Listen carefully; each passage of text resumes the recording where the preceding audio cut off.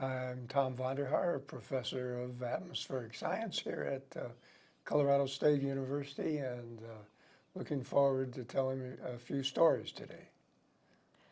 And I'm Teresa Barash, she, her, they, them, and I'm the science writer and communications specialist here at the Department of Atmospheric Science and the Cooperative Institute for Research in the Atmosphere. So we're on the Colorado State University Foothills campus, where the Department of Atmospheric Science and CIRA, or Cooperative Institute for Research in the Atmosphere, coexist. And today is Monday, July 7th, 2025. How did you get interested in weather and what inspired you? Well, I was a aviation aficionado, or really interested in aviation, model planes, all that when I was growing up. And that got me interested in weather, because you can't do much with planes without thinking about the weather. But it really came to kind of a fruition when my high school counselor in 1959 said, well, we're in the Sputnik area. The Soviet Union has just launched satellites and we need more aeronautical engineers. So I said, all right, that sounds good to me. I'll go look for a place to go to college in aeronautical engineering.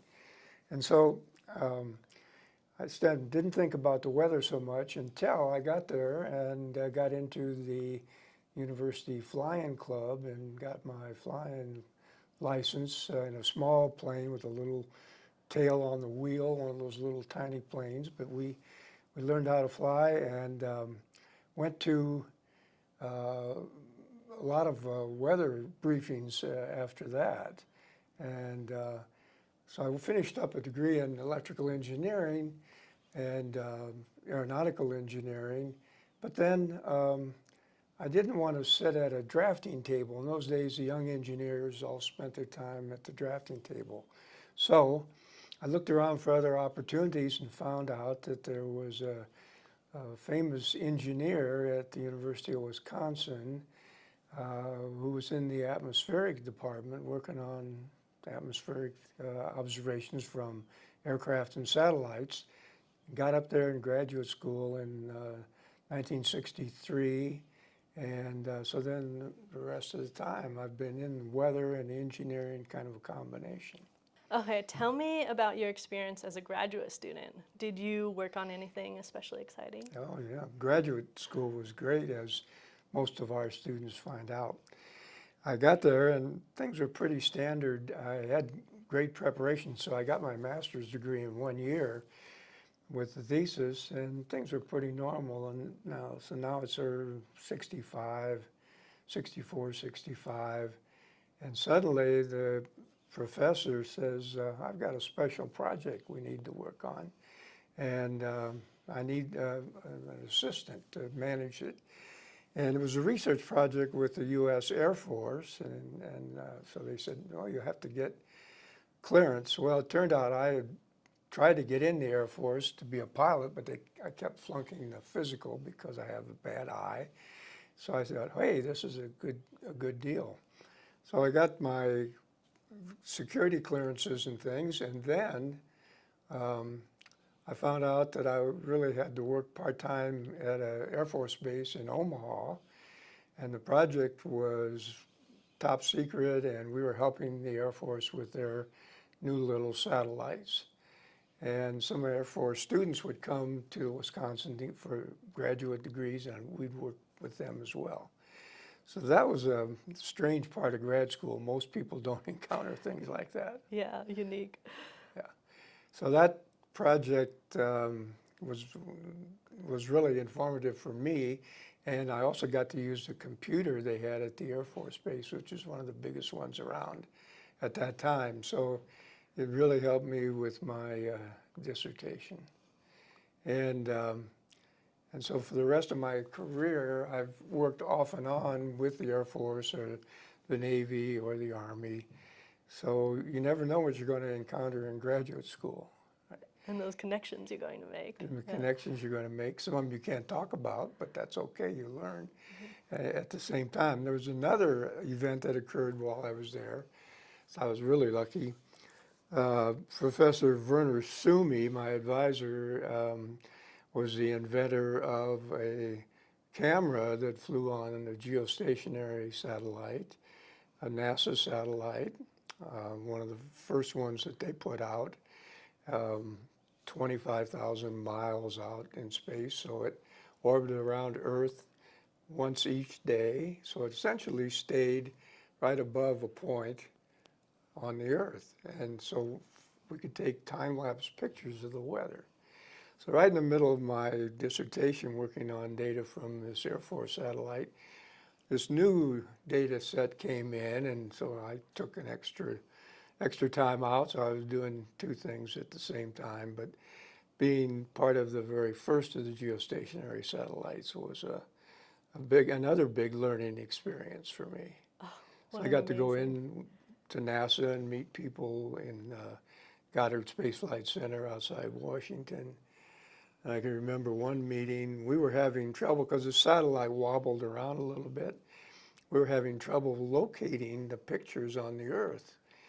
And you had to look for landmarks and things. And I said to one of the NASA engineers, the program manager, I said, boy, if we could just have a star tracker on this satellite, we could locate everything very well. And he said, son, you're a meteorologist. Star trackers are for astronomers.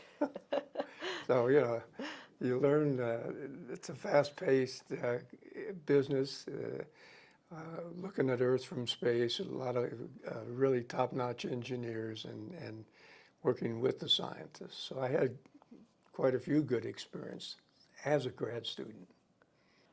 Can you tell me about what it was like to first come to Colorado 55 years ago? Yeah, Colorado was quite different than Wisconsin or Illinois, where I had grown up, and I fell in love with it. I came out in 1965, still a grad student. I went to Boulder to a conference there. The first conference on satellite meteorology, and 35 or 40 people showed up, and that was about all the people working in satellites, looking at the weather in those days. So I thought, boy, Colorado's a neat place. And I went back, finished my degree, stayed at the University of Wisconsin as a postdoc. And I kept learning things, getting into new things. I got into helping manage some of the research. So we put out some reports. This one's one to NASA and some of the early reports. This is from 1971. I was a postdoc Wow. then, or just finishing up my postdoc at Wisconsin. And coming out to Colorado, first I thought, boy, it's pretty low tech out here because they didn't have really big computers or things in those days. If you had a handheld Hewlett-Packard calculator, that was a big computational device. But I watched things in Colorado really blossom, partly because of Boulder and the big National Center for Atmospheric Research that was fortunately being established about that time. This was in the early 70s. And so they got big computers. And then we here in the atmospheric group immediately got a terminal connecting to the big computer in Boulder. And they got a Cray computer, one of the first Cray computers. So our faculty, all of them, and the students would stand in line literally up in our office here in the Foothills campus and submit their little deck of cards, which was the way that you input your program, and they had a high-speed line, like a telephone line, that would connect with the computer in Boulder. Wow. So the technology started growing by leaps and bounds, and then one of the faculty in the atmospheric science department got a grant from NASA, from NSF. Ferdinand Baer was his name, and he was doing modeling of the atmosphere, and he was able to buy a computer for CSU essentially, and he used it with his students. And then some of the students could just go to the main campus and use the computer. So the technology was growing rapidly. And of course, we're in the engineering college. And I hooked up with a couple of good friends from electrical engineering, Professor Tom Brubaker and some others. And we got into digital imaging because getting all the observations from satellites coming in was like trying to drink out of a fire hydrant. The data kept coming in, and we could barely record it on tape and things in that time. And one way to get the best out of it for understanding the clouds and the weather and to prepare things that go to the forecasters was to make an image of it. Now today we pick up our phone and we've got imagery and everything. It seems natural, and but in those days we had a lot of data that people couldn't access until we could display it. So we had engineering students, grad students, and undergraduates working with us to design these image display systems. And the engineers here at CSU did an excellent job and starting to use, solid state technology. And they designed a system and built it. And by the time we got it working, we found out that it was just as good as anything NASA had. Yeah, the Wow. CSU guys really did something. That's very cool. Yeah. So I found that I got here and technology was on the upswing. It's been kind of fun to ride that wave all through the time I've been here at the College of Engineering. So it's definitely been the right place for me with an engineering background, but trying to apply the satellite pictures and the satellite data sets to forecasting and things. Okay, so then how did you become head of the CSU Atmospheric Science Department? How do you feel? What were you thinking? Yeah, that was an accidental situation. I was a young professor, 32 years old, and I've been here about 4 or 5 years, and we had a small faculty in atmospheric science, maybe 10 or 12 professors, and maybe about 50 grad students, and we taught some undergraduate courses. One day, our department head, Elmar Reiter, who was a very internationally known Austrian scientist, walked in to a faculty meeting and said, "I quit." And we all said, "What?" He and the dean had just had a discussion, and he decided he didn't want to be the department head. Well, we had some senior faculty, and they all said, "Not me. I don't want to do it. I'm busy with my research." So there were about 4 of us, younger faculty, and we all kind of got together. We were playing basketball down at the gym, Oh, really? and we said, "Hey, what are we going to do here? Who wants to be department head?" And I got the short straw, I guess. And I said, "Well, I'll take a stab at it," because I already had some really good background working with the people at Wisconsin. I'd gone to international meetings, and so I had a better feeling for what other faculty were doing than most young faculty do. Yeah. So, but at 32 years old, it was not in my game plan to Right. be a department head, but it was only a half-time job in those days. Okay. So you've shared with me that you went on a quest for reproducibility. What does that mean, and what did that look like? Well, in the scientific method, all the sciences really follow a several hundred-year-old approach. We make hypotheses, we test them in the lab or outdoors. We might need observations to test them. We might just need some mathematical theory, and we get some results. But you get results and you don't worship them. In fact, scientists are taught to be their own best critics. And so we ask ourselves, what could be wrong with this picture? How did I get important new results, or is this a fluke or an accident or something? And the same thing goes in our field. We take observations from space, but we don't get the view of the atmosphere that we'd like. We get part of the view, and we make deductions from that, like a storm is forming or something. But, we could be off track. So I got some observations when I was started at Wisconsin on all the energy going in and out of Earth. We have to know that because that's what runs the atmosphere and the oceans. And they take the energy from the sun and keep part of it goes back out to space. So I measured that from satellites and got a result that was new, and said the Earth was warmer than people thought it was before. And I was doubtful, and so were a lot of other people. They'd call me up and say, "Are you sure about your results?" So that's a good example. We had new results. The consequence was that the ocean had to move more energy. There had to be more evaporation from the ocean. There were a lot of consequences if that was correct. So I got that in the 1960s, late 1960s. I came here. Then I worked a lot with NASA on a totally new satellite experiment to try to reproduce those results. And by the end of the 1970s, we had new results, and they confirmed my earlier results. I don't know what I would have done if they hadn't confirmed them, but I would have gone on to something else. But still, we were a little doubtful because we only had up one satellite at a time.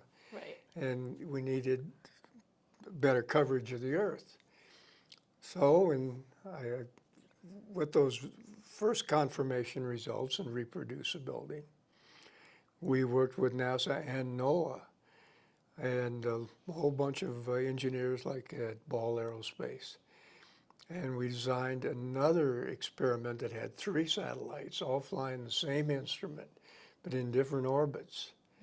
And that was called the IRBI experiment. And there's a story about that I want to tell you after this. But finishing the reproducibility, the IRBI satellites, which were launched in the mid-1980s, got the data, and they were analyzed not so much by me, but by a group at NASA and Langley Research Center and other scientists in other universities. And they got the same results as well. So now we've had 2 times reproducibility of those things, and I felt that was good. And okay, so I stopped doing research on that topic in the 80s and began doing a lot of other things with my students. And I was walking through the meeting of the American Meteorological Society a few years ago. One of my friends from CU in Boulder, University of Colorado, said, "Hey, Tom, we're going to measure the Earth's radiation budget again with some new detectors that are so much better than anything we had before. Do you want to be involved?" Here I am, partly retired, and I say, "Sure." We're going to try to reproduce it again, but with a radically new and better instrument. And so that's one of the things I'm working on today. But I do want to tell you a story about the launch of this IRBI satellite. Okay, it was launched from the Space Shuttle in 1984, October. I was at the launch. The satellite was on board. I don't know if you've seen the Space Shuttle. Have you ever seen the Space Shuttle? No. There's one at the National Space Museum in Washington. I think there's one in Houston. The ones that they retired the Space Shuttle with 4 or 5 of them still on the ground. Yeah. Okay, it's about the size of a school bus. The bay of it is. The entire shuttle's bigger. And it turned out our satellite, which was a NASA satellite, NOAA had helped design it or helped determine it. It only took up like 3 seats in a school bus. So our satellite is sitting there, and of course you have to launch it I got to pull it out of the bay, and they had a big arm that was built in Canada. It would reach down and grab the satellites and take them out and let them go. So it turned out this was the first mission of Sally Ride. I think it was her first mission. Pretty sure. She was in space more than once, but Sally Ride was the first American woman in space. And but she was very good, you know, technically. I think she had the engineering background. She was the mission specialist controlling the arm that was going to launch the satellite. Oh, very cool. I'm sitting in the launch control center in Cape Kennedy, where the shuttle had launched from just that morning. And we're on the second or third orbit around Earth, and the satellite's coming down across from like Seattle heading towards Florida, kind of diagonally across the United States. The shuttle's coming down, satellite's in the bay. Sally reaches in, grabs the satellite, holds it out, and while she's holding it out there, they have to unfold the solar panels, because they don't have the solar panels were folded up close to the satellite in the bay. We don't have any energy.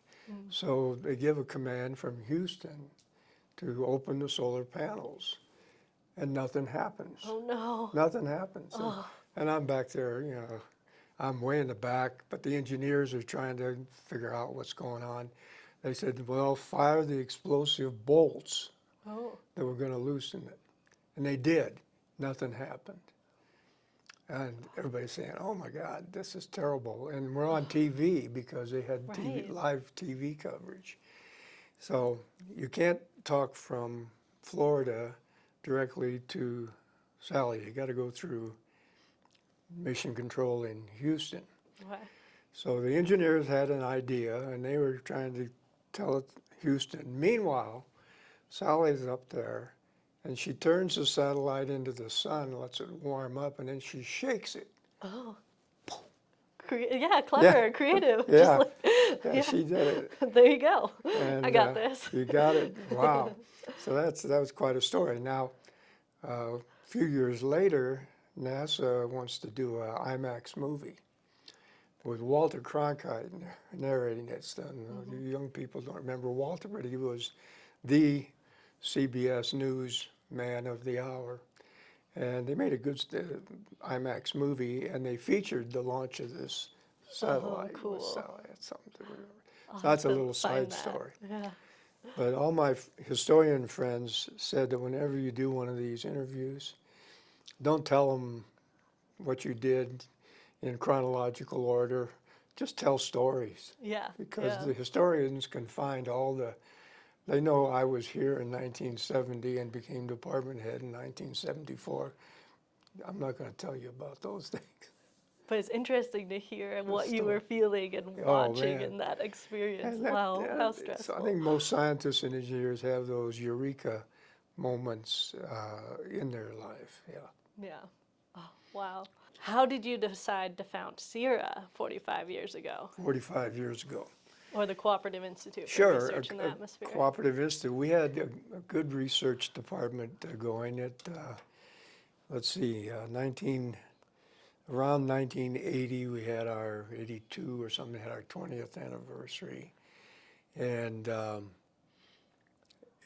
we were doing well, but we did a lot of things that NOAA wanted to participate in, because they were related to things that were needed for NOAA to improve their forecasting, to understand their climate and things of that kind.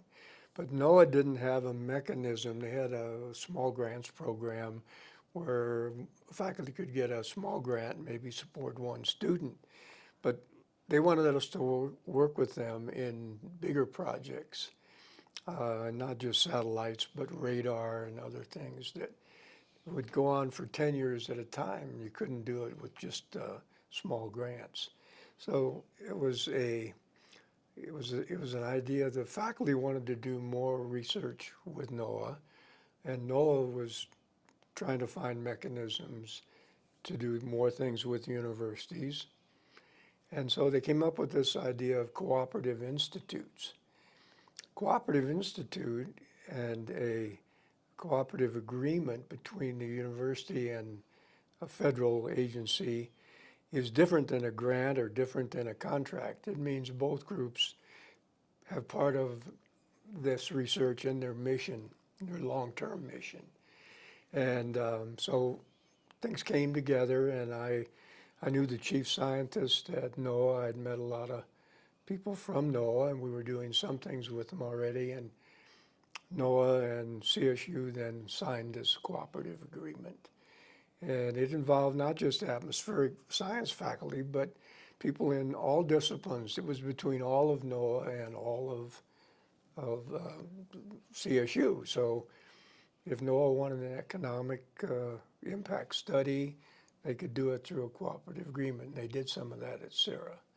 If they wanted to have someone from forestry department involved in forest fire research, they could do that through CIRA. So it wasn't all about forecasting the weather.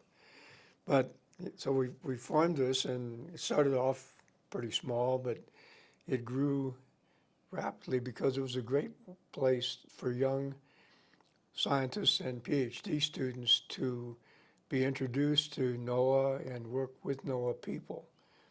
NOAA immediately sent a group of about 6 of its employees working on satellites here to CSU. They also did cooperative agreements with Oklahoma, the University of Washington, Seattle, Wisconsin, a number of other universities. I think there are 20 or so today. Mm-hmm. And there's 2 in Colorado. 2 in Colorado, yeah, the one in Boulder. So it was a win-win situation, and that idea of a cooperative agreement or a cooperative research institute, I then applied the same thing to working with the National Park Service, who wanted some advice and some people working on their problems related to climate and weather, and the Department of Defense. Mm-hmm. I said I started working with the Air Force in the 1960s, and so I kept involved with projects related to the Army, Navy, and Air Force. Most of these were not classified. We had students come in who had been in the Air Force and retired, and we also had Air Force students who were officers who were getting trained to go back, and that. So there was a really nice dual use type of research. If you've got a bunch of soldiers out on a training hike and they get hit with a sudden snowstorm, it's really bad news, Or Yeah. if you're trying to do some maneuvers and you get a flash flood, it's a bad flash flood, just like flash floods are bad for the civilian community. So forecasting for dual use purposes is really kind of interesting. Yeah. And CIRA is still doing quite a bit of that today. Yeah, that diversified portfolio. Yeah, I think that's important. All right, you've mentored many early career women when representation in the field was particularly low, and you've mentored so many graduate students in general. Tell me about your mentoring style and how it's changed over time. Well, I learned a lot at Wisconsin, and I learned how my advisor and mentored his students, and the idea was to create a lot of opportunities, whether it's a big data set or it's contacts in Europe or other people working on similar research, or whether it's just new ideas or something. So I would try to create opportunities for PhD students especially, and then let them make what they could of them. So in some ways it's kind of a sink or swim school. Now, of course, apply the same mentoring to women and men, and I was a little bit surprised when I got here. There was, I think, I got here in 1970, there was one woman graduate student, and she was from Serbia, where there were a lot more women graduate students in Europe at that time.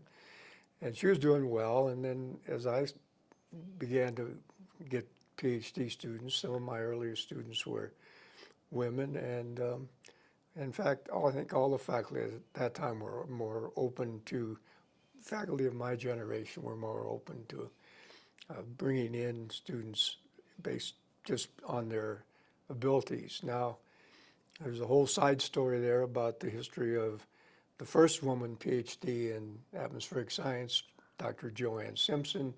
That's a good book for everybody to read because she went through and fought her way, literally fought her way through to a PhD at a time when it was really difficult. And another thing that I noticed when I went to Europe for meetings, even in the 70s and 80s, that if I go to a meeting with, say, the European Space Agency in Paris, and there'd be, 20 engineers and scientists in a room, half of them would be women. Mm-hmm.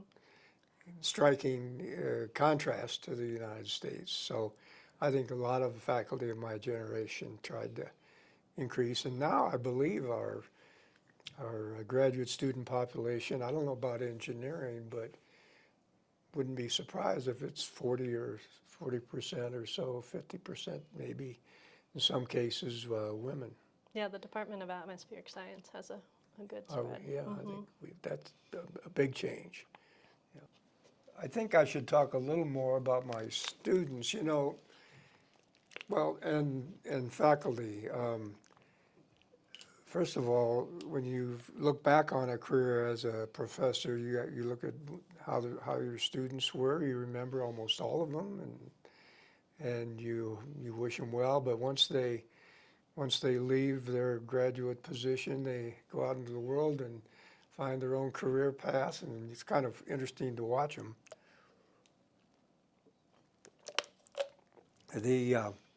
So I had about 30 PhDs, and they've gone in many different directions. Some of them have been academic, some of them gone into the private sector, others have gone into government labs, and by and large, they're all doing quite well. I think one or two of them may have left the field, got into something. Sometimes our students are so well trained in new technology and computer methods, like today they're all learning AI and things, that they get offers to go, outside the atmospheric science field. But I'm really proud of all of them, and try to keep in contact with them. And finally, you judge yourself as a professor a lot by what your students have done, not by how many reports or papers you've stacked up. Some of those papers are ones that have really hit the mark that you wanted to and have helped move research ahead. You remember those papers. But we put a lot of other stuff in the file cabinet, but the students go out into the world. And so they're kind of your best measures of whether they learned on their own and whether you gave them the opportunities. So that's really one thing. The same thing goes for hiring faculty when you're a department head, or hiring scientists if you're a director of CIRA. You really have opportunities. I was advised when I was thinking about being a department head, well, how many new faculty will you be able to hire if you're there for 5 years or 10 years? Turned out that we were a growing department, and I was able to hire 7 during a 10-year period, which was a pretty good number for a small department. And so ultimately, you judge yourself, and people judge you by how well those faculty did too. Mm-hmm. Of course, what they do is all on their own credit, etc. But at least you brought in people who continued to grow the field and who understood one of the fundamentals, going back to reproducibility and things, is that there's this valley of death between all the research we do in the universities and all the people who need to have their lives improved, either, better forecasts or protection, security against severe weather, typhoons or hurricanes. And so there's this valley of death. And somehow you've got to get your research results to the people, like weather forecasters who are going to pass it on to the users, or other people who are planning to build bridges, and they got to be prepared for the biggest floods that are going to happen. And so somehow you got to communicate with those applied users. And in the same vein, they've got to tell you what they need. You might think they need a new satellite, but really they need more wind observations along I-25 or something. Right. So there's got to be this communication across the valley of death. And so you kind of judge yourself at the end of your career as how many of your students and how many of your colleagues have really helped move things, across that. And CIRA is designed to do that from the beginning, whether it's telling the Navy how to forecast things that they have to worry about, or whether it's telling NOAA, how to improve their severe storm forecasts. There was a time when we thought that we would get into the engineering side of small antennas and things that would allow people to bring satellite imagery right into their homes or even to their businesses. If they were a business like a construction company or something, we'd get the satellite.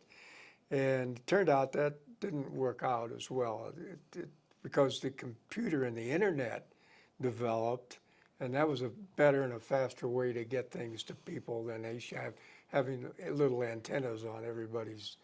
So that was one that, together with the engineers, we started a little company which did that and other things. And I learned a lot, but it was one of those companies that the university spun off, and it was successful, and the best thing it did really was help train a lot of young graduates. They worked there for a couple of years and then went on to bigger things. But we never did have an antenna on every corner. It's a cool idea. Yeah. It was a cool idea. Awesome. Thank you very much. Good. I think when we reproduced my early results with independent measurements, that was one of the high points. And then one of the greatest honors was being elected to the National Academy of Engineering in 2003. So I've worked now pro bono, or you do this as a contribution to the Academy, which is advising people. And so you try to help on national problems and things of that kind. So that, to me, was a big surprise and an honor, but a big event. Thank you so much, Tom, for sharing. And I'll just end saying that Tom is a CSU University Distinguished Professor.